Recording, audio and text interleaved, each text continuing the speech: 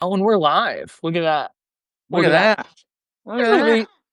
Usually just do some intro talk, intro blabbering like this while waiting for a couple people to show up. But Nice. Little jibber jabber. a little jibber jabber, if you will. Yeah. I just got off the phone with Michael Gilbride. I just made Michael Gilbride hang up so I could get on with you. Oh, really? Oh Mhm. my goodness, that's fun. Michael Gilbride, what, putting out music on Substack, huh? Yeah. It's awesome. Look, Michael and I just had a long chat about, I think, some of the stuff you and I are going to talk about. okay, cool. Yeah. I love that. I am quick trying to bring up the live on my desktop. So Oh, yeah. there it For is, sure. so I can see the chat effectively. If anyone has questions on music stuff on Substack and newsletters and all that good stuff and crowdfunding, which will be the basis of this talk, please put it in the chat. So let's go. Let's go. Let's go. You are crowdfunding a new musical project and a film, right? Is that Mhm. all in one? Yeah. All in one. Yeah. Yeah. How's that going since you announced it? Well, it's exciting. It hasn't Mhm. the crowdfunding campaign has not officially launched yet. It goes live next Thursday on Indiegogo. And hopefully all sorts of folks will follow along and subscribe to What Am I Making, and they'll get regular updates on this whole thing. And so basically what I've been doing is kind of charting the beginning of the project. Mhm. And this week I unveiled kind of like everything that's going to happen, what the rewards are if you are an investor or a contributor to the plan, Yep. the project. And we've kind of been doing like a slow rollout, so to speak. And yeah, we start asking for money officially in 6 days. It's exciting. Why Indiegogo? So I looked at a number of different places, and I really like, based on like rates and people, and when I say people, I mean like the folks who are crowdfunding or the kinds of folks who are trying to raise money. Indiegogo seemed like a place that there were a number of independent musicians who were using that as a resource, and so it seemed like a place where we might find some additional people who maybe were new to my work specifically. Yeah. It's always the thing of like trying to combine your fan base and your email list, and in my case, my musical email list and my Substack email list, and trying to combine those two things, and then turn that into X amount of support, and then try to build a new set of support someplace else. And so Mhm. largely with Indiegogo, it was the hopes that like they would bring in maybe a larger percentage of people who had already invested in projects similar to this. Okay. Uh, did you have a project on there before? No, I've never crowdfunded like this before. Oh, okay. Like this. So you have crowdfunded though. So what I've done is I've basically found enough way to scrape enough money together to make a record, and then done pre-orders. Yeah. Okay. Okay. Yeah. And Cool. and for anybody who's done that, what that basically means is you ask your friends and family to trust you enough that sooner or later you'll actually finish your record. Yeah. And then they hound you 3 times and they go, "Hey, you never mailed that to me." And you go, "Oh, damn it," because I'm really good at making the thing. Like logistics are not the purview of musicians always. Oof. That's a tough one. Yeah. Yeah, For a lot of musicians are good at the musician part for the most part. yeah. A lot of other stuff can fall by the The wayside. business Pretty easy. bits we struggle with Whew. sometimes. Business, marketing, replying to emails. Yeah. Okay, that's one that's a real. I have a real issue with this. Like I have no patience for this. I come from. You've done enough of this. I come from a world where when you've spent 25 years emailing people asking me, "Hey, can I play your venue?" Right. A real simple way for me to stop bothering you is to just write me back and go, "No, you may not." Sure. You don't even have to tell me why. It would Yeah. be great if you did, but if you told me something, I would stop hounding you, Yeah. right? And so instead, what you decide to do is take that times however many people are emailing you every day, Hmm. 80, 100, 120 people to play your venue. And you're just letting all that ride, and it just piles up and gets worse. Instead of just going, "You're not a good fit. That night's taken. We prefer to have bands that are closer to home," whatever, whatever. Just be honest about what's really going on. Yes, it can seem a little harsh. It can hurt, but if you're professional about it, bands will learn to take it, or they will find another hobby. Find another hobby. Yeah. Well put. Yeah. I mean, yeah, there's the argument of like no is an answer, but also too, like no reply is just kind of an invite to like, okay, 2 weeks later, I'm going to email you again. Yeah. Yeah, I mean, my So standard procedure when I'm trying to book shows is, like, especially if I'm booking for like a stretch of like 3-week tour or whatever, a week. If I don't hear from you in a week, I'm going to follow up and go, hey, just want to make sure you got this. Didn't end up in spam. Here's usually one more thing, like another link or an image or something, and just go, hey, yeah, I'll check in again in a few days. Hope to hear from you soon. To let them know, like, hey, I'm not going to give up in a very yeah, polite way. I'm going to continue to get a hold of you. yeah, yeah. Whew. So, speaking of logistics, speaking of all that fun stuff, so you have a number of people involved in this as well, other musicians, I um, do. that Yeah. reply to your emails, that to do this. I'm sure there were some emails sent. A So lot of text threads, Seth. okay, yeah, yeah, yeah. No, that's great. So having other people involved in this too kind of shapes how you put this out there into the world as well, right? Like they have to be on board with like some of the vibes and ideas at least, right? Yeah, I mean, the reality is when you put out a record at the level that we're putting out a record, Mhm. it's going to make, under the best of circumstances, a very small impact. So what you hope you can do is basically, at least what I'm trying to do with this project, is basically find a way to do a whole bunch of stuff in a really tight timeline. Mhm. And so there was the idea of like, hey, we could take a bunch of these songs and make a conventional record, and then we could do some stuff beyond that. And like, I mean, I say talks, like I thought of that. Like I kind of just brought this idea to them in a very nascent form, and then it kind of ballooned out of control, to be honest. But we'll get to that. Ooh. But long story short, the idea basically became, instead of trying to make a studio record, what if we made a live record? One of the things that I've had going on in my musical career is that I've been in a series of bands, but I haven't made a record under my own name in 25 years. Mm. And yet I've spent the last 2 summers going out and playing a bunch of shows as a solo artist. And so I've been able to make that happen, but it's more difficult when you're not like, hey, he's got 4 records that are on Spotify or Bandcamp or, that I can buy at the store. Yeah. Um, and so I needed to do something quickly, and I needed to do something that had my name on it. And so quickly, I sort of came to this idea of like, I have some new songs I've been working on, and I also have some old material I'd like to resurrect a little bit. What if we did both of those in a show? And I got a hold of a local theater and talked to the Wild Honey Collective, who are this great band from Lansing that have been longtime friends. And they were like, yeah, let's do this. And then it became, okay, I think I can get a bunch of people to help me record this and photograph it, and I can almost pay those expenses by selling out the room. Mhm. What if I found a way to tell that story? And then to be honest with you, it just kind of exploded from there. And then it became this thing of like, yeah, but then people are going to expect that if you do this, you're going to have CDs and you're going to have vinyl, because that's how bands make money. And the other way bands make money is t-shirts. And so you should have all that stuff. And it's like, yeah, but we're doing all that for one show. And so then it quickly in my mind became about this idea of like, how do I tell the story of what it actually is like to make a record, Yeah. present yourself as a professional outfit, and get on Spotify so that people can quote unquote enjoy your music for free. Mhm. And it really became about what's the least amount of money that I could do that and tell a compelling story. And the number that I came up with was $20,000. Yeah. Yeah. Wow. The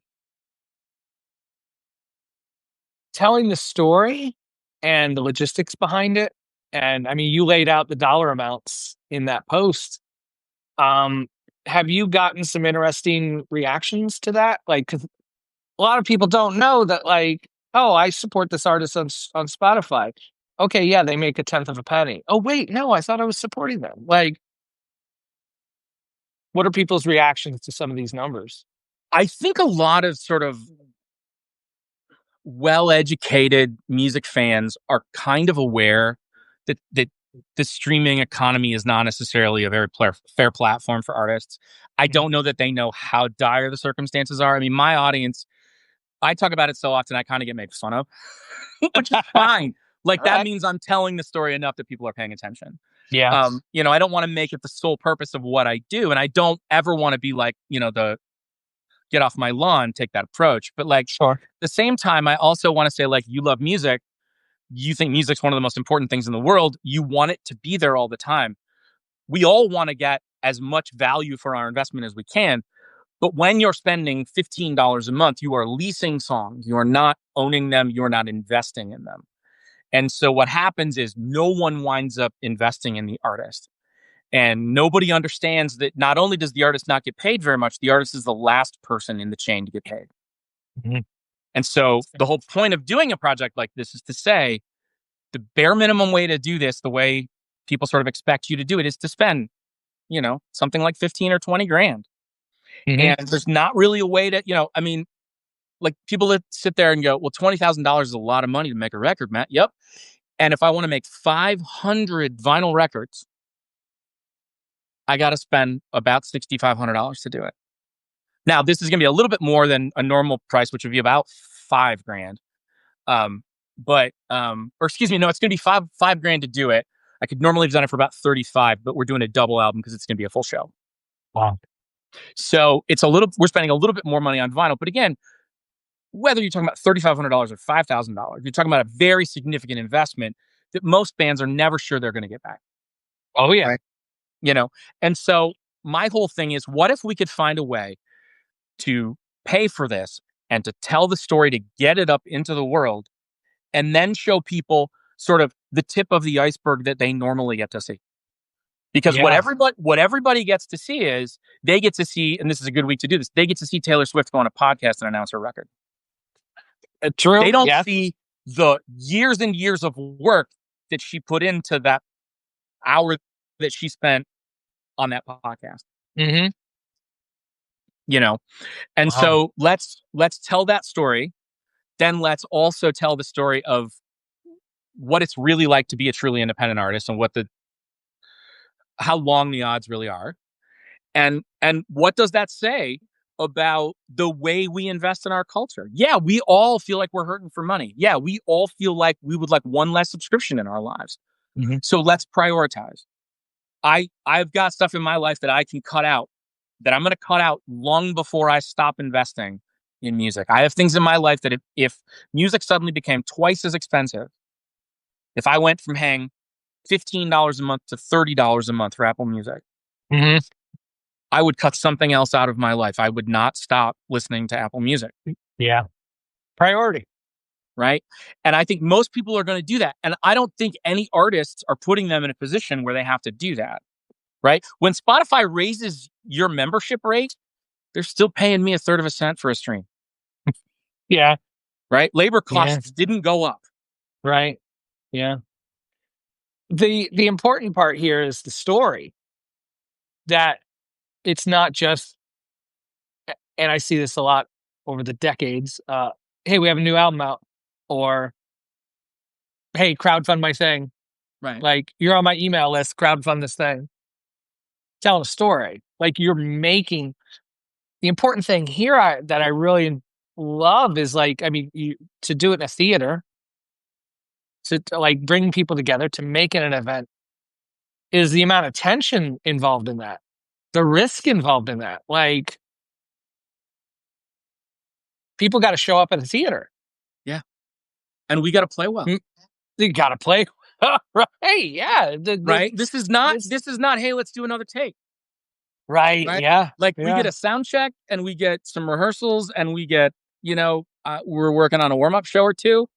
We're not talking about a ton of prep. And this is not, my project is not their primary function. They're playing like this super big folk and bluegrass festival in a couple of weeks. And I am very much on the back burner at the moment. And that is great with me.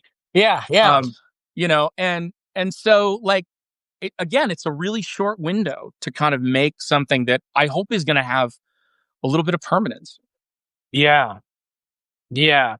And again, not education, but just like more people being brought into the fold of like what actually goes on and how this stuff is made is valuable. Like, that's how messages spread, is by having people in a room, hearing something, being around something, seeing like prices laid out like this. Like, that's how messages spread. And to go back to what you were talking about earlier, it's all storytelling. Yeah. It's all, hey, maybe, I've got this audience of, however big it is, that pay attention to my music and my Substack, Yep. at Yep. 2,000 people. And those people, to varying degrees of attention, are Yep. essentially saying, "Hey, Matt, we like your style, right? We like what you're saying. We like the music you make. We like your perspective on the world. We like the way you write. We like whatever." In essence, what I'm asking them is to go, "Hey, if you like my style and if you appreciate the work I do, and if these issues are important to you, Mm-hmm. will you give me a little bit of your hard-earned money Yeah. to help me tell this story, bring this thing into the world, and then I will give you, you know, these physical artifacts back that Mm-hmm. that will be exciting and unique and special to you. But they will not be worth what you invested, because you're investing in something bigger than a physical thing. You're investing in an Right. idea, a concept. And as I've tried to pitch to Michael when we were on the phone, like, there aren't a lot of opportunities for you to invest in a project where you can actually be a part of history. Like, this Yeah. is a Oh yeah. this is a moment where art and commerce are butting heads against each other as fiercely as they ever have. Mm-hmm. And I don't know if I'm the best person to tell that story. I just know I'm the best person to tell this story. And I think by telling this story, I can shine a larger light on that issue. Yeah. Well, one, it's a story for your audience. Two, it's for people that look at this story from the outside and might be inspired to be like, oh, maybe I can do that too. Which, I'm hoping, by doing something like this so much of what we do and how we do this depends on like what we see other people doing, if it's possible. And like, I think the idea of doing like a live performance, all that, like that's just permission for more people to do this sort of stuff with their Permission's the audience. perfect word. That's Permission. exactly the word that I had in my head, was that, like, and that's why things like, identity on screen, for example, are so crucial, because Mm, it's a way for somebody to pave a path and go, look, this is you, right? yeah. This is where you want to be, or this is what you want to do, and you think you have this hurdle because you are this gender or this skin color or have this sexual orientation or come from this place. And when people sort of break those stereotypes, there's a James Baldwin quote that I think about almost daily. Um, the place in which I am meant to exist will not exist until I create it. Mm, And I think for most people who are doing the kind of work that you and I are doing, Seth, we're all kind of, in a way, creating and carving that oh. own space for ourselves. And what it does, and uh, that connection like this is so crucial, is that, my chasm finds yours, and that we Mm. find this common ground as we sort of like dig these paths to try to find a new way and a new place. Yeah, the we didn't reply to a job posting for this. We're like, no, this is what I'm going to do. Yeah. This is, there's a great quote. Jen Meyer. Oh, she had I won't be able to find it further, but was just like, I'm not doing. Jen Mayer of Zine Stack here on Substack does an amazing work in that, curating super creative, cool stuff. And made a note, a month ago or something, just like, but like I'm just making my own job. Like, I'm making the job I want. Like, we're getting older, and it's at a point now where it's just like, yeah, no, I'm going to create this. I have to create this. Like, no companies out there saying like, yeah, please do this. Yeah, So well, and I'm going to make it. part of it is it's like necessity is the mother of invention. You Oh spend yeah. enough time being miserable doing it for other people. You're like, I might as well be miserable doing it for myself. Yeah. Oh yeah. The amount of media outlets that like pay shit to be an editor or whatever for them, like, yeah, I could be broke and write for myself then, and then build a brand for myself, build a name for myself. Yeah. and run it the way I want to do it. Why do I want to do it for such a low pay and prestige, for some prestige name or whatever like that? Screw you. I'm going to do it for myself. I think there's also something to this mentality, and I notice this a lot. And this is one of the things that I love about Substack so much. Is there? I have a friend, and we call this the Little Rascals mentality. Okay. And the idea behind that, and I'm an old man, so I know what the Little Rascals are. For those of you who don't know, these were 30s black and white like shorts that were done with kids, and they were little comedy things. It was basically like little sort of like vaudeville comedy sketches with children, and they were really kind of adorable and funny. And now they seem very much out of place, not a time. And I grew up watching these in reruns, and inevitably in every short that the Little Rascals ever did, there was essentially one moment where they went, "Look, we've got a curtain and a stage. Let's put on a show." Mm. Like that's essentially every Little Rascals episode ever. And there is that kind of like, okay, we've got a platform and we've got a viewpoint and we've got a little bit of stuff to say. And boy, it gets a lot more interesting when I say that stuff and I find other people who think much of the same way that I do, but also approach the world in a slightly different way. And then we start to talk and then it builds. Yep. And it becomes more interesting because nothing stays exciting. Like I'm in a 12 by 16 Shedio. It's amazing. It's my sacred space. Mm-hmm. It's also absolutely stultifying after being in here for 12 hours because I haven't had other human contact and I'm all by myself and I'm in my own head too much. And so Yeah. you got to leave. You got to get the hell out. Yeah. The big point there is other people. And that's the point. It's community. It's Yeah. realizing that like no matter how many great ideas I have, they don't matter if I'm not sharing them and then getting sort of feedback and pushback from those other people. Mm-hmm. Mm-hmm. Yeah, the biggest way to find and resonate with or get your thing out there is to just keep talking about it. And Well, you and I, not to cut you off, Seth, but you and I talked when you were on the pod a while back. You and I spent a lot of time talking about signaling. yeah. Okay. And one of the things you said, and I'm going to paraphrase here that I thought was so great, was you said something to the effect of be careful because the work that you're doing is the work that you will be known for. Something Yeah. like that. In essence, what you were saying was like, if you're doing a thing and you don't like doing it, just understand that the more you say yes to doing the thing that you hate, the more likely it is you'll continue to get asked to do it. Mm-hmm. And so the sort of opposite of that is to signal, I don't want to have to say yes to other people. Yeah. And what I do is Yeah. I do this thing over here and I send out an email every day or every 2 times a week, or Mhm. I put up this YouTube video, or I made this record. And so the people who are kind of trying to build this life are basically saying, it's not just that I don't want to play that game or that I think I'm special. It's that I'm just brave enough to go carve a path. Mm-hmm. Oh yeah. Yeah. The idea, my buddy Casey said this, in response to we were talking about artists that are trying to get off Spotify and stuff like that. And one thing that keeps coming up is, well, it's convenient. It's convenient for fans. Yeah. And again, I was on a call talking about this with some label people and stuff, and it was just like, on behalf of the artist, this label person was like, "Well, screw convenience. Like the artist is going back to what you said earlier about like, in the Spotify thing, you get paid the least. Like it reminds me of the Steve Vai interview he did or whatever eons ago. But like, he's like, I get paid the most.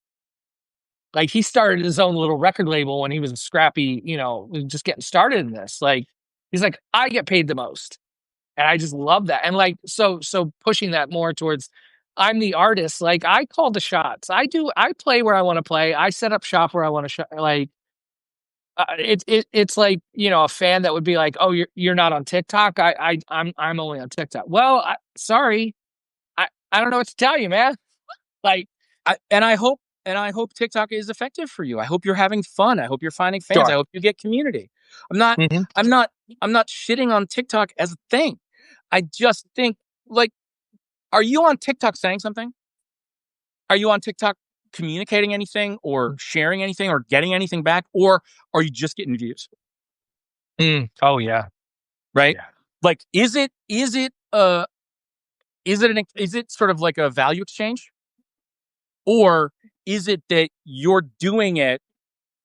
And I've been guilty of this myself. Are you looking at those numbers to sort of validate what you're doing? Hmm. Right? So it's very easy for me as somebody who doesn't have a lot of self confidence from time to time to look at metrics on Substack, for example, and go, oh, I guess I should change what I'm writing about, or I should do this a different way, or maybe my headlines suck. And it's like, no, no, no. The problem, Matt, is that today you feel like shit. The problem is Yeah. not what the numbers say. The problem is not 4 people unsubscribed because you sent them another email today. That's Hmm. not the problem. The problem is that you don't feel confident in your work right now. And Mm. and go find something else to do. Yes. Don't do that right now because it's Right. not productive. Go Yeah. for a walk. Now, do I do that? Not as much as I should, right? But it's like slowly trying to learn that lesson, son. Slowly, after all these decades. Yeah. I hear you. I hear you. There's the author John Green. I saw him post a thing on YouTube, and he's like walking in the woods, and he goes, "Just a quick thing for everybody out there." He goes, you know how they say that if you're feeling depressed or anxious, you should just go for a walk for 10 minutes. Do you want to know what the problem is with that? He takes this long pause and he goes, "It fucking works." Yeah. Yeah. Just getting away from the laptop, getting out of the space, just changing the context. Yeah. Let me hit you with this though. Like, I mean, you were talking about like the Substack numbers or the open rate or whatever. Like, you're doing a crowdfunding thing where it's real dollars. Like, Real that's dollar. like, whoa. So how do you brace for that? What's the contingency plans for that? Like, as that starts next Thursday. So bracing for it is I find Xanax works well. Um Okay. no, basically it's take a big deep breath, Yeah. cross your fingers, do the work, hope for the best, not know what's going to happen, and be Hmm. willing to tell the story of whatever it is that happens. Yeah. Right? So if the way that I tell that story is, hey, we only raised $1,800 and I have to tell this on my Substack, and the $1,800 was enough for us to record the show. Hmm. And that's what we did with it. And then we put it up on Spotify and we mixed it ourselves and we did the promotion ourselves and this is what happened. And that will be the story that we tell. Yeah. Um, Yeah. right?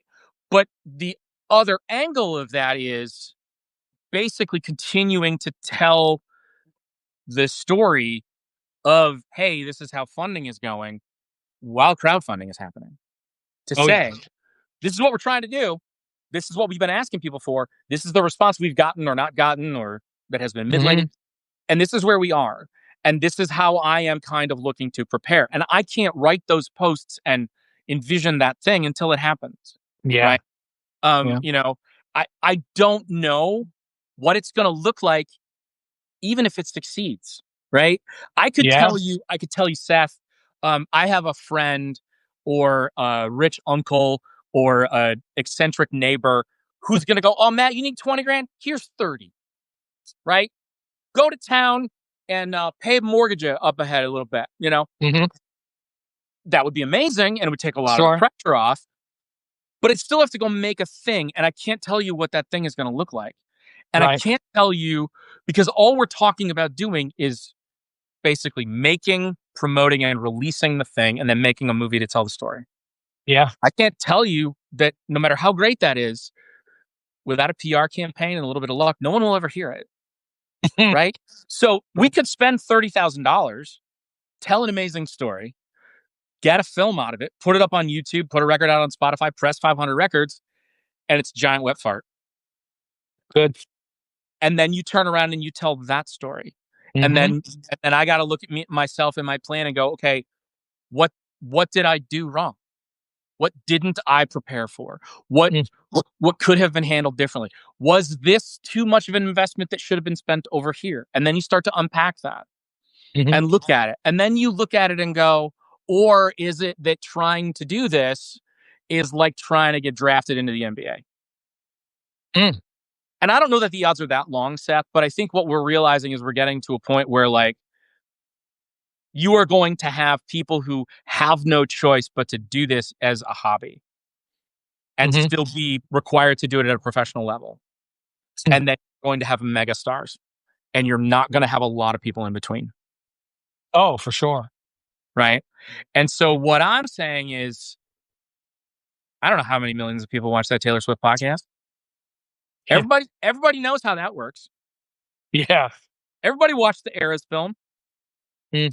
Nobody knows how it works for most people Yeah. because there's one Taylor Swift and there's thousands of artists in my boat.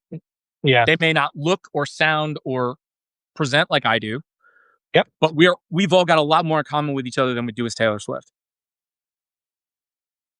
Yeah. And I really feel like too is how isolated we all are doing that. There's there's a dozen of you right now, maybe even doing an interview right now talking about this Right. on Beehive or with a regular music blog or a small music publication in wherever. And no one knows. No Like one, we all know in our own little thing. Like, I mean, which goes back to your point of you got to keep telling the story. you gotta keep telling the story. Yeah. You just you never know who might hear it, who might run with it, who might like, and yeah, it's just a continual tell it like it is. And you get to shape that story, you Yeah, get and I to don't. I was talking to Michael about this, and one of his sort of questions or concerns was, you know, do you want this? Do you want to be careful not to make this too negative? You don't want that to be the story. I mm, don't want negativity to be the story. What I want to do is I want to I- show what this group of people and I are able to do with very, very modest uh, mm, assets and resources, yeah, and then put that out into the world and to see what happens with it, and to yeah, tell to have the opportunity to tell that story, and for the realities of Spotify, what it's like to press vinyl. I mean, if you're a music fan and you're interested in any band, hmm wouldn't I would think most music fans would be interested in the story of how records are made in this day and age, how they're promoted, the way that hmm vinyl's pressed, the way that CDs are made. I've had lots of people who are shocked at how much or how little some things cost, how long things take to produce. Like a lot of people are like, is it really going to take a year and a half? Yeah, it really takes a year and a half. Right. You know? yeah, And so a lot of it is like breaking down some of these sort of expectations that are based not in, I mean, like Taylor Swift's got a record. I'm sorry I keep bringing her up, but like, it's such a great analog. yeah, Like, her record's going to come out in October. She did not announce this today or this week and then hmm send those to the pressing plant. Like, this has been in the works for a very long time. And so yes, part of it is like, that's what happens if you've got a machine. If you're a multinational business, which is hmm essentially what it is. oh yeah, And then what is it like for somebody who is working part-time or full-time, uh-huh, trying to find a way to make it their full-time living? right. And what are the odds like for that? And why does a person at 53 still continue to try to do that? Right? And to tell all of those differing parts of the story in a way that sort of shines a light on the music business and the idea of being a creator in a way that I don't think I've seen. Mm. What sticks out for me too is you've been doing this for a minute, and there's so much to it. There's still so much to it. I've been at this for a minute. There's still so like nothing's given, nothing's handed out. Like No. we do what we do. Um, and I hear from a handful of people that that they're burnt out with work or life or whatever. I just want to be an artist. I just want to be an artist, and you know, I want a soft life, and I want to sell my art or my photo prints. And it's like there's people that have been at it for decades trying to do that, and Yeah. it's so difficult. And but it comes back to story, though. Like if you've got a story to go with it, like you just increase your chances, I think, or the belief in what you want to try to do. And I think that's how you and I've got there, is like, here's my story. I'm just going to keep telling it. And um, whatever. And I think too, like, the world is a better place when people make genuine shit Yeah. that means something, that has something to say. And it doesn't have to be, that doesn't mean it has to be political. Doesn't mean that it has to be profound. Mm, It just has a viewpoint, and it's honest. And everyone in the world responds to that. We all respond to it differently and to different mhm, things. mhm. But that is a core tenet of being a human being. That is a principle of our humanity, is the way that we resonate with cultural things, right? It's one of the best ways that we have at understanding ourselves and each other, right? Think about how many lessons in life we've learned by watching a fictional story, Oh, yeah. right? Um, and so it does more than just tell us the story of what's actually happening on screen. It teaches us these deeper lessons.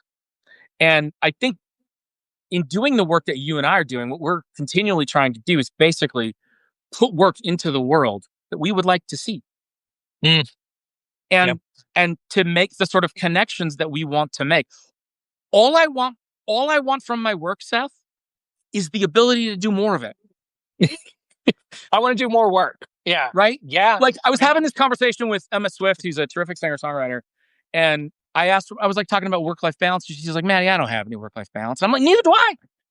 I'm like, "But that's because I love my work." Yeah. Like, there's this Yeah. the myth of Sisyphus, of course. He's got to push the boulder up the hill, Yes. Yes. and then at the end of the day, the boulder rolls back down. And I recently heard someone sort of break this open in a way that I hadn't understood it, and they said it's only punishment if Sisyphus doesn't enjoy his work. Ooh. Okay. Yeah. Now, Yeah. that doesn't mean that we all find purpose in doing menial shit. Sure. But what it means is there is a thing for most of us where even when it's work and it sucks, we don't want to quit. We don't want to No. stop, right? There are Yeah. days where I'm like, I gotta go take a nap, Hmm. or I gotta go open a beer, or I gotta go see a friend, or I gotta call and rave to my sister, or whatever. Yeah. But I don't want to stop. No. I don't want to quit. No. And there's easier ways to make a dollar. Oh my God, so So, many.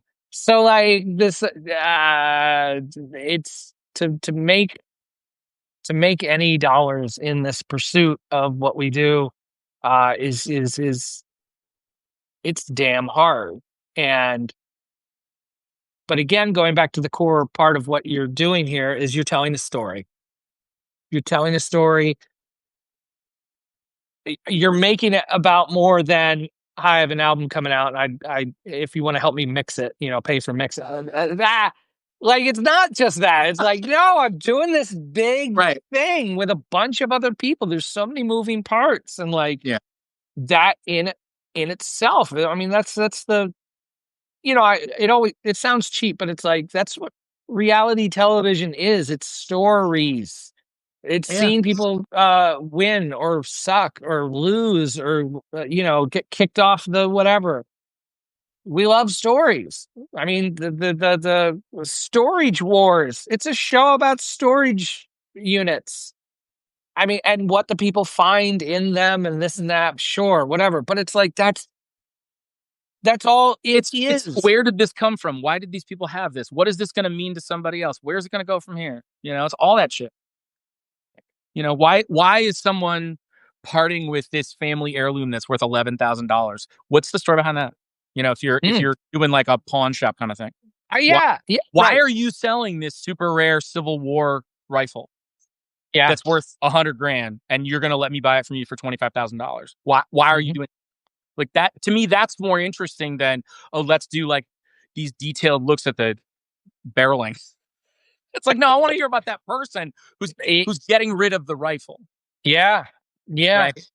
And so like for me, uh, I guess what I sort of realized is that in the storytelling space that you're talking about, there is this ego that comes with it, right? You Mhm. have to basically say, look, I mean, that's the art is selfishness, right? Yeah. Look at me. I have a thing. I have something to say. Pay attention. I But bet. Yeah. at the same time, like, I don't expect you to pay attention to me all the time or every Sure. time I talk or every time I have something out.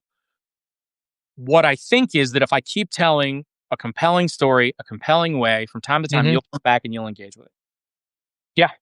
And the point is that I'm kind of wrapping up in a very long winded way to get back to what we were talking about earlier, which is you and I aren't going anywhere, right? Right. We're not, the work isn't going to stop no matter where the platform is, how the work looks, whether it's video or audio or written or something else. Yeah. The work's going to come because you and I are committed to doing the work and to telling that story Yes. above and beyond everything else. Right.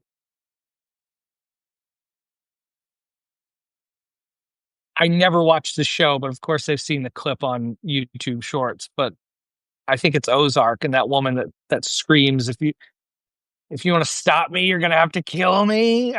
Like, yeah, I'm not gonna stop talking about this stuff. I've been talking about this stuff for like 15 whatever years, like Yeah. way back when I was on Twitter, like, and it was just like, wait a second. This person has 20,000 followers, but it only got 400 likes. What's going on here? Right. Since then, it's just been like, wait a second, we're putting all this work out there and no one's seeing it. Yeah. And What's going on? well, and that's like you mentioned TikTok earlier, Yeah. right? Like that's the allure. Ooh, I can get 100,000 views. And then And where'd they go? then, And right. Yeah. and then what are you going to do with them? Like Hmm. that sounds and feels and looks great, but you don't have an audience. Right. I got 75,000 monthly listens on Spotify. Who are they? Right. Who are they? What? Right. I mean, maybe you can know the where, but, Well, but, the better question I have with the Spotify data, not to get down that rabbit hole, but like one of the other questions I always ask is, says who? oh, yeah. Yeah. Really? Right? Like you've decided already that if I don't get 1,000 plays on my song, you're not going to pay me. If I don't get Right. 1,000 plays, if I basically don't get 3 plays a day on average for Hmm. my song, you're going to keep whatever I make. Now it's pennies, I understand, but we've all seen Office Space. We know how that shit adds up. Sure. Oh, yeah. Right? Am I really supposed to trust that you're going to do that kind of bullshit Right. and not cheat me on the number of plays I actually got? Hmm. Right. Really? Yeah. Like Can't there's no trust that. clearinghouse to go, oh, this No. came in. Mm-mm. No, you just take them at their word, and they're so trustworthy. So So trustworthy. Yeah, you could definitely trust them. Um, absolutely, who can't trust a tech bro? speaking of trusting tech bros, Yeah, you posted recently on the old Substack. Well, it was in response to someone else that recently said they're leaving Substack. yeah, Um, how I love talking about the tools, how we use this stuff. I'm a big believer that, like, none of these tools are benevolent, they're just tools and stuff. But there comes a point where it's just like, what the fuck is going on at Substack? yeah. There comes a point at which like there is a fundamental sort of set of levels that exist, where it's like, you know, okay, we can have a conversation about whether or not Nazi adjacent and pro-Nazi sites can be allowed to be on the platform Hmm. based on free speech concerns in terms of service violations and those kinds of things. We can dance around those issues, Yeah. right? Then we can step up to the next thing, which is we can come up with a clear set of sites that fit the first criteria Hmm. that are white supremacist or pro-Nazi. and then do violate terms of service and are never even warned but allowed to stick around on the platform. Yeah. And then we can ratchet up one further and say that I saw at least one case that I cited in my piece that, a lot of the research that I did was from a piece that was posted a year and a half ago, and a great piece by Jonathan Katz in The Atlantic called Substack Has a Nazi Problem. Mhm. And so I cited some of the stuff in there. And one of the things that he mentioned is that there's this one guy who literally, even after being kicked off of YouTube and being told by Stripe that they wouldn't pay him, Substack still let him turn on paid subscriptions. Yeah. They could have, if it was truly a free speech issue, Mhm. said, fine, but you can't collect money because we don't want 10% of your blood money. Mhm. They were happy to take 10% of his blood money. Mm. Then you ratchet up one more where David Ferrier, who is the guy who runs Webworm, who's leaving, posted a thing about a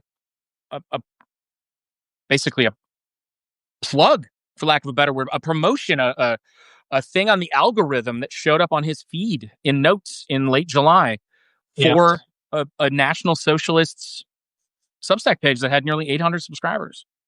Yeah. And then like Hamish McKenzie, who is one of the CEOs and founders of Substack, has invited a known white supremacist with ties to the Unite the Right rally. Like it's not one thing, Seth. Right. Oh yeah. And I'm not necessarily saying fuck Substack, I'm out of here. Like I I think know. some of it is that like you have to help clean house before you abandon ship. I'm running with my metaphors here. Sure.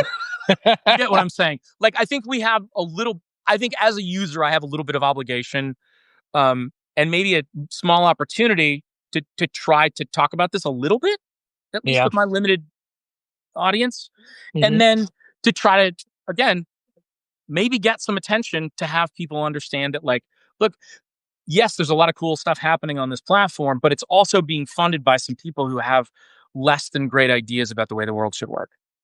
Yeah. Yeah. That's the idea that these do bad people use Visa and MasterCard? Yeah, sure. Do they probably Yeah. shop at my local grocery store? Yeah. Yeah, they probably do. But my local grocery store doesn't like promote them. They're not Right. like customer of the week, this shit bag. Like they're editorializing it. And so Yeah. like, I mean, something Which like, is, to go back to a word we used earlier, permission.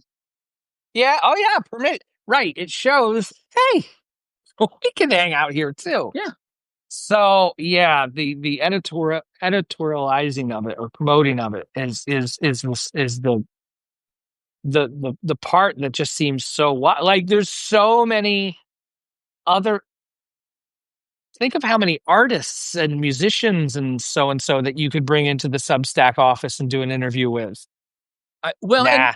and I'm always a little puzzled, and part of this is just sour grapes, but I'm always a little puzzled why they are so frequently, almost exclusively, when they really push like the quote unquote feature stuff, it's with people who already have a massive following. And I Oh yeah. understand that you have sort of an obligation to your shareholders and the future of your company to use those relationships. So when John Cleese or Michael Chabon or Jeff Tweedy come over to Substack, you want to say this is a space where people like that Mm, hang out. You want to come hang out too. I totally yeah. understand that. Once you've got people who are captive Yeah. Yeah. and on notes and they're already in the system and they're a member, Mm-hmm. I don't understand why you would continue to have them mostly pushing me toward people I'm already aware of that I've already found and decided to subscribe to or not. And I'm not saying Yeah. don't ever show me, or don't show me that someone new who's got a big name is on, but like there is a way to sort of balance that and to profile people who are doing work, who it would change their work and their lives to get that Mm-hmm. to get that kind of a platform. Well, I mean, we're also talking about all the independent publications that used to do that years ago. Right. The music sites and independent publications that used to do that and push that, but like they've all withered. A handful of them have withered and died. Like Yeah. they can't do it anymore. There's not there's so little money involved, like flowing to that to begin with, but like, yeah, it's just hard. And so yeah, when something as large as Substack is could point the funnel at tiny, smaller stuff, could do more around that. Yeah, I don't know. And to your point too, of like people that are invested in it and people that have set up shop here and stuff. Because I saw that in your post too, of like, you're not leaving tomorrow or anything, but it's just like, yeah, because it's hard. It's hard to move things off of platforms. And you posted a thing the other day. Hmm. If you had to add 10 subscribers by, I think it was the end of the week or Sunday or whatever it was, Yeah. and you couldn't do it on Notes, how would you do it? And the answer Hmm. is, I think most of us don't have an answer because Yeah. we're we're using our email list that we get through our Substack subscribership, Hmm. and then maybe we're using social media channels or we're using other uh, avenues, like in my case, my music or a show, Hmm. or people who find my podcast outside of the Substack platform. Yeah. But I wouldn't know how to grow my community until I went and found another space that was at least similar to Substack in that it engendered community as well as providing a space for me to do all the work I do. Right. So the best thing Spotify has going for it are the people who are on Spotify. Oh yeah. Yeah. And the people on Substack or the people on Substack. I, Yes. I said Spotify and I meant Substack. It's still, yeah, it still Still applies. true. But yeah, Yeah. the best Yeah. thing about Substack in my case is the people like you that I get to Mhm. communicate and work with on Substack. Yeah.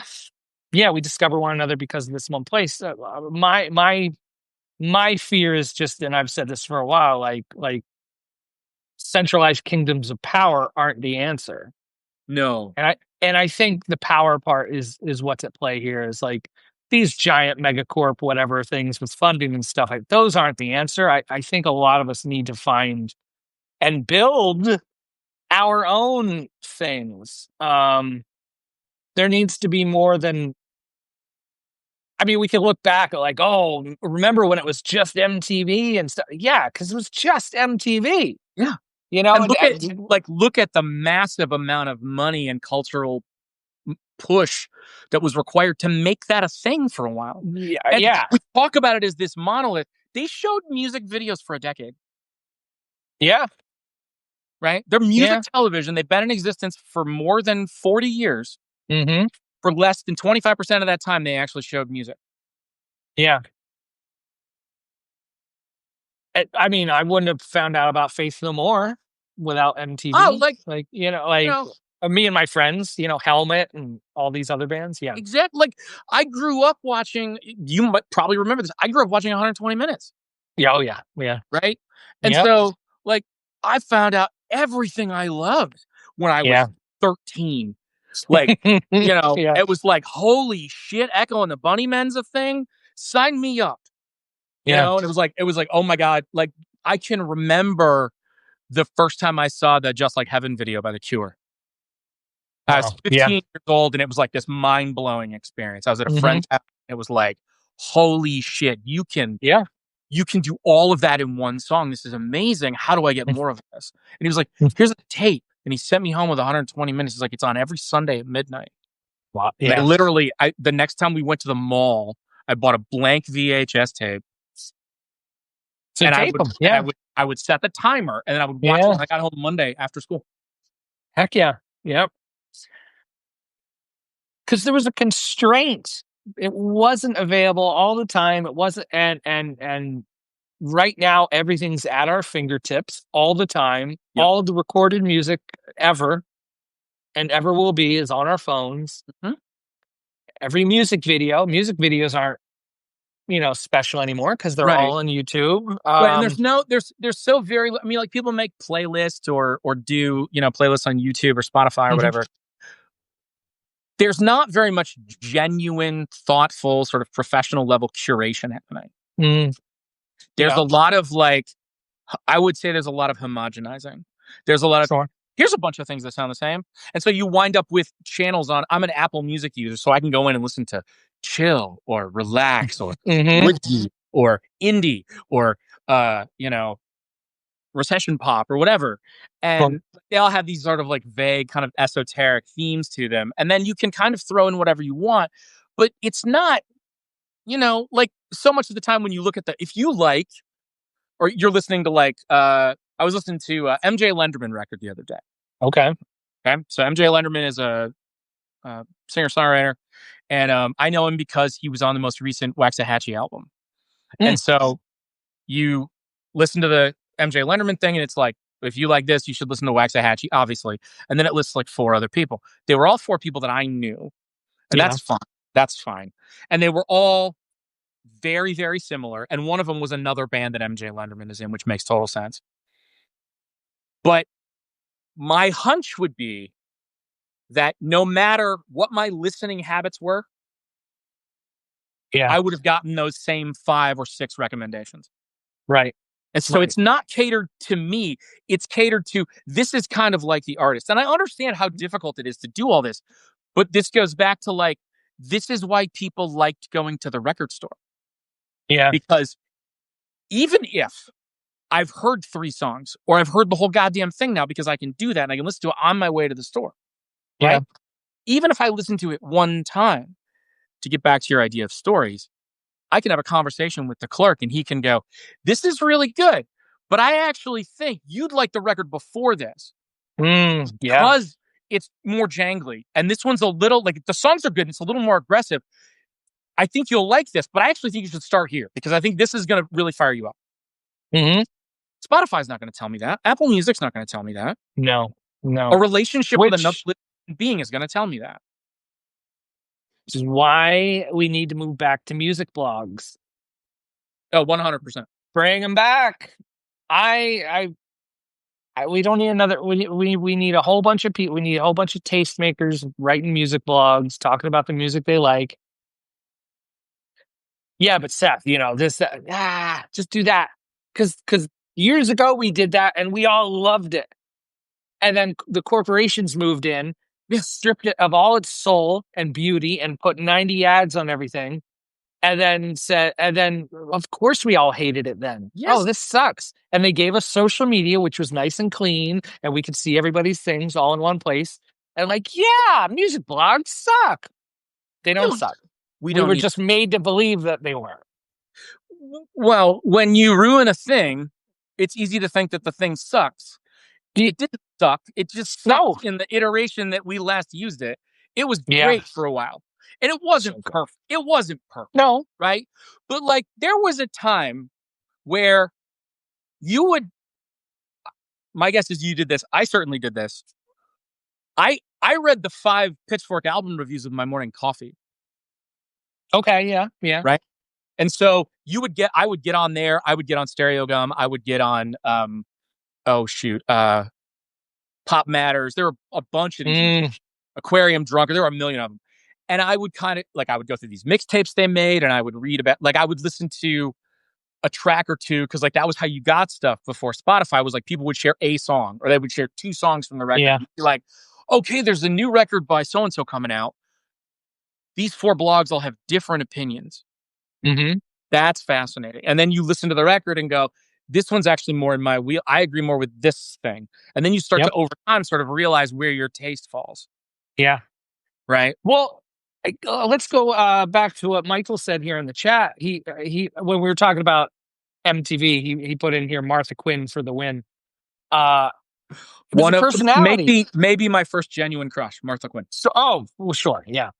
But a person, a tastemaker, someone you trusted and came on and you listened to what they had to say. That's what the music blog thing was. That's what this newsletter new world is right now on Substack. I'm following this person. I'm following this person. I like what they talk about. Not saying we need to all be independent, isolated creators doing what we do, but find the people whose thing you love and listen to and like, the musician and the stories that they're making that you're doing, and let it be that. Trust the few individual people that you do follow. Maybe you can't follow 800 different outlets, and that's fine. But you can't have 800 favorite bands. If you're following 20 people like you and me, and you're paying attention in and out, you're getting stuff on notes, you're getting stuff in email, some of the stuff you're not seeing at all, but you're getting a sense of things. And you're doing this with 15 or 20 people, let's say. What are the chances that you and I in a given week and those other 15 or 20 people aren't going to recommend people outside of that sphere that they're paying attention to at the moment. Right. Right. So we're constantly giving you an opportunity to expand your ability to reach and hear different voices Mm-hmm. simply by just following us. Right. You don't have Yeah. to know a million things. What you do is you go, I trust Matt and Seth. I Yeah. trust that they found each other because they both have these things in common and this shared idea of how shit should work. And if they both think this is cool, I probably would think this is cool. Like that is the power of suggestion and just the idea of trust, Yeah. which gets back to Trust. the whole question of curation, which is I'm not selling you something except for me, Yeah. right? All If you I dig it. want, Yeah. to go back to what we talked about 45 minutes ago, all I want is to just do more of this. So that's it. Right? I That's want enough money to not have to give my time to other people doing shit I don't want to do. to take away from the thing I do want to do. Yes. Yeah. Yeah. Last October, definitely in the last couple months, I found I really enjoy hosting Zoom calls with my subscribers. Love it. And I thought, like, well, I better take it slow. And I did. I took it slow. Let me do one a week. I'm doing 4 a week now. And like, this is my second live this week. Like, I love this stuff. Me too. Love it. And, but that's what my paid offering is. Like, if you want to be on calls with me, whatever, here, you can go do that. That's it, man. Like, because I just want to do more of that. Like, if I could do them, if I can wake up, and this has been a new mantra for me, is I just want to talk to cool people. Oh I my just want to, God. like, like, You if watch I The could, Bear? no, Okay. I'm not a TV guy. Okay, fair enough. So all you need to know is there's this guy who's a little bit lost and he's been studying philosophy and kind of figuring some Hmm. shit. And he's gone through a divorce and he's had a bunch of changes in his life and he's kind of been a fuck up. Yeah. And there's this scene where he's talking to kind of a well-regarded person in his field, and he says, I've been thinking about those, those Zen gardens in Japan with all the rocks and they're all manicured beautifully and they're all really arranged well. And he goes, yeah, I know those. He goes, I've been spending all this time trying to figure out which one of the rocks is me. And he's like, I've been looking at them all and I've been trying to figure out which rock am I. And the other day I realized I think I'm the fucking sand. And Seth, I think I'm the fucking sand. I think my job Yeah. in this world, as much as it is to write songs or articles or podcasts or have conversations like this, at the end of the day, it is about connecting with other human beings about ideas that matter. Hmm. Yeah. Everything I do is a story. It's Yeah. part of that single thing. The Neil Young phrase, it's all one song. Mm, You know, my work is my life. yeah. Right. So what I mean by that is not that I don't have other joys or pursuits or things. My kids are way more important than whatever happens in this shit. Sure. Sure. Right. But at the end of the day, when you get to do what you and I are doing, what you are doing is through your work, you're creating the life that you want to live and you're making the person you want to be. Hmm. And that really has been kind of like my story arc for like the last 2.5 years, as I've kind of walked away from a corporate job, done this, driven a ride share, tried to hustle as a side musician, done a bunch of touring, like all that shit. And, in a way, this whole record project is kind of a culmination of my confidence that I've gained through Substack, through Oh, building an yeah. audience here sort of slowly over the course of 30 Hmm. months. And realizing that, yeah, people do come back every day or every week to hear what I have to say and share. Yep. And so if I could combine that stuff with this other part of my life that I do, it just seems like a really perfect fit and a really wonderful way, as we said, to kind of tell. I think it's a larger story about independent creativity because the Substack invariably has to be part of the story. Oh, yeah. right? So the fact that I'm launching all of this on Substack, that I'm making most of these contacts through this platform, and more importantly, by doing that work every day, Hmm. one is impossible without the other. Yeah. I also equate it too of like, the platforms we use or the tools we use could change over time. Like I remember one of the last people I connected with on Twitter before I closed that account. Laura Kidd, who you've probably seen me talk to, the musician Yeah, from the UK. Uh we connected via Twitter. Um and the idea then of like, could I have met more Lauras on Twitter if I still had my account? Sure. But I'm not. Like, I've met people here, and, like, who knows where I'm at next year. Like, Steph, we'll I see. I was in. I didn't mean to cut you off, but like I want to. I have a lovely little story that I think is going to perfectly illustrate your point. I take an annual trip with my mother each Yeah. winter, and this past winter we went to Peru together for like 11 days. And one of the things I was most looking forward to was going to Machu Picchu. And we went up to Machu Picchu, and Mm, then you come back down on the train, and it's really an amazing experience. And the train ride's beautiful. And the way the train cars are set up is it's like old school train cars where there are two seats and a small table, and then two seats facing you. And so yeah, it's a section of four, but you're facing the couple across from you. yeah. And the couple across from us were this lovely middle-aged couple from Britain named Mick and Carolyn. She had worked as a travel agent, and he drove a truck all over Europe. Mm, We had an amazing conversation with them for the full hour that we were on the train, yeah. to the point that my mother and I still talk about it. Wow. Right. Yeah. 2 days later, we're walking through the square in Cusco, which is sort of the city that's closest to Machu Picchu. And we're walking along, and my mother and I are kind of going, well, where are we going to go get a beer? And we hear this kind of faint British accent from the corner go, Deborah, is that you? And it was Mick and Carolyn, and they happened to be walking across the square at the exact same time. Wow. And we had a lovely little chuckle. We saw them for 5 minutes, and they walked up to their room, and we went and had a beer. And the lesson that I learned from that is that it's not about the device you use, the place Mm-mm. you go, the the end game that you have in mind. It is about the openness of the experience and the ability to connect when the opportunity presents itself. Yep. And that works regardless of whatever the tool is, whether that is Substack or a train car. Doesn't matter. Right. Whew. Love it. We gotta end on that. Okay. That's a good one. We All right. I'm sorry because I'm peeking at a little of my freelance work over here on my desktop. I was like, You're all oh good. shit. You're Yeah, all good. You got I'm bills not. to pay. I get it. Yeah, I'm not fully. No, I do social media skate club 24/7. Like, Yeah. oh shoot, here's this thing I got to do. But no, I think we covered a lot of ground. We got some great insight into what you're doing with. I mean, not just like to say crowdfunding is shortchanging it. Like, I'm doing this story. I'm making this story happen, and like you could be a part of it. Do So you yeah, I'm glad we got to cover that.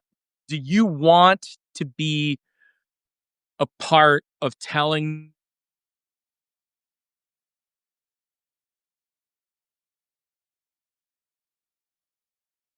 You are saying something so profound right now, and the screen is frozen. And it says your internet connection is unstable. What a horrible way to end this. Oh no, Matt. Oh, bummer. Oh, no. See, look at that technology. It helps us and wrecks everything at the same time. See, we could say thanks, Substack, for bringing us together. Thanks, Substack, for kicking Maddie out of here. That's a bummer. I'm sure he said something very profound. Thanks everybody for hanging out. Really appreciate it. There'll be a replay posted. Awesome. Kato, thanks for hanging out. I see Scott in here. I see Michael. I see, oh my goodness, so many people. Sean, you just popped in. We're done now, but there'll be a replay. I'll have the replay up later today, probably. So thanks everybody for hanging out. I got bills to pay now. So make sure to subscribe. And when we find Maddie, we'll also hope you subscribe to his project as well and his crowdfunding musical escapade. It'll be good stuff. So have a good one, everybody. Take care. Have a great weekend. I don't want to say goodbye. I don't want to do this freelance work that I got to do, but I got to do it. I got to bills to pay. Bye, everybody.